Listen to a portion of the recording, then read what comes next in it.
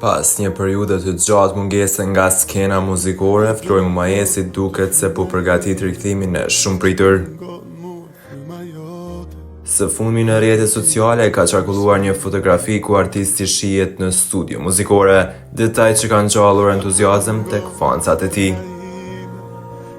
Burime pranë artistit lën të kuptohet se Flori po punon për një album të ri, i cili do të shënonte rikthimin e tij zyrtar në muzikë pas pauzës së gjatë.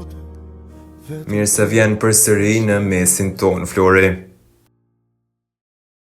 Në anën tjetër, vëmendje ka marrë edhe Olta Gixhari, e cila vazhdon të jetë një nga figurat më të përfolura në rrjetet sociale me rolin e saj të tanishëm, pikërisht atë të opinionistes në Big Brother VIP Kosova 4. Sipas informacioneve që po qarkullojnë online, aktoreja ka një tarif prej 7.000 eurosh për reklamat në Instagram, shifër që rëndit atë ndër emrat më të paguar për bashkëpunime komerciale në rrjetet sociale.